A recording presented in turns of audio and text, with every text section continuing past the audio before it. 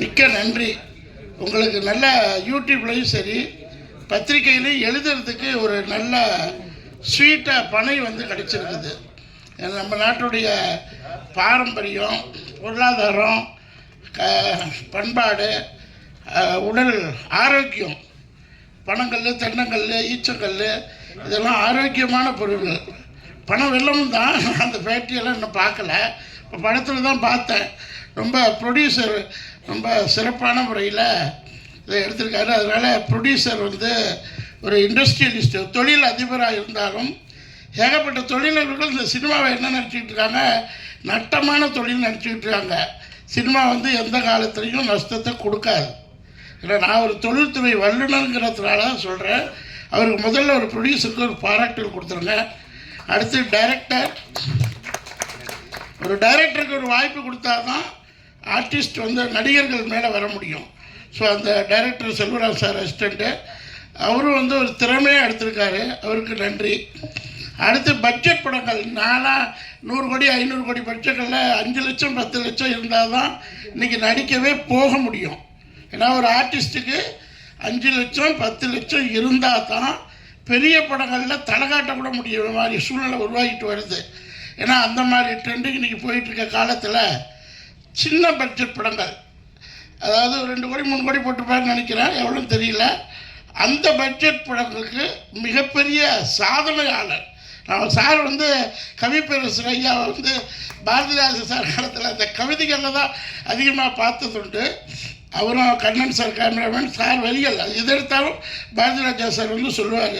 அப்போ அந்த வரிகளை இப்போ தான் நான் அதை கேள்விப்படுறேன். படையை பற்றி அவ்வளோ பெரிய லெஜண்டு கவி, நமக்கெல்லாம் பெருமை, உலக லெவலில் பெருமை கொடுக்குற ஒரு கவி பேரரசே இந்த சின்ன பட்ஜெட் படங்களுக்கு வந்து தலைமை தாங்கிறது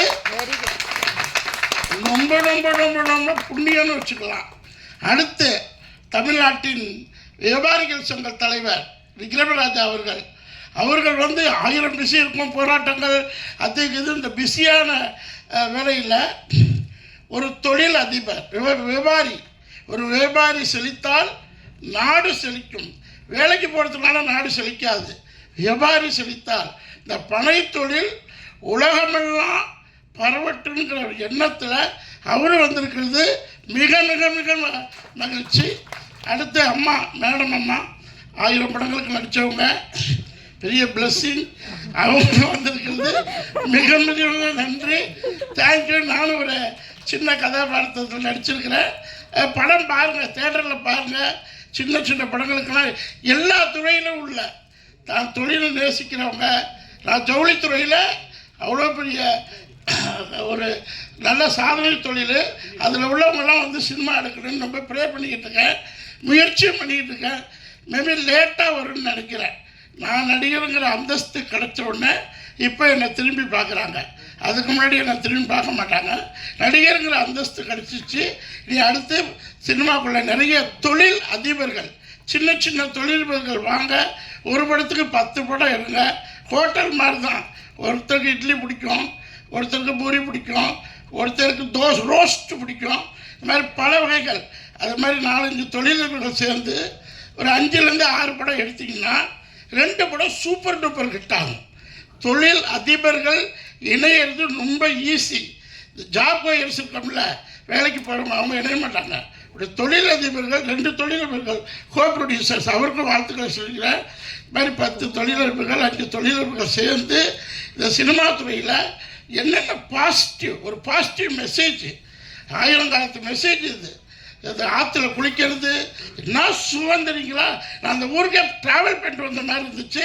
ஸோ அதனால் அந்த விஷுவலைஸை நம்ம பார்த்தா தான் அதை அனுபவிக்க முடியும்.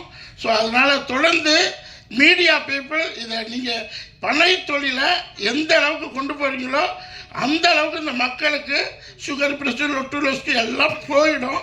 பணம் வேலை சேர்த்தா சுகர் கம்மியாகும்னு சொல்கிறாங்க. நான் இப்போ ரெகுலராக பதனி சாப்பிட்டுக்கிட்டு இருக்கேன். அதனால் நீங்களும் பனை மரத்துக்கு ஆதரவு கொடுத்து எல்லாம் எழுதுங்க. நீங்கள் எழுதுறதுல 10,000 இளைஞர்கள் விழிப்புணர்ச்சி வருவாங்க. ஸோ போதும், நிறைய பேசிட்டேன்னு நினைக்கிறேன். தேங்க்யூ.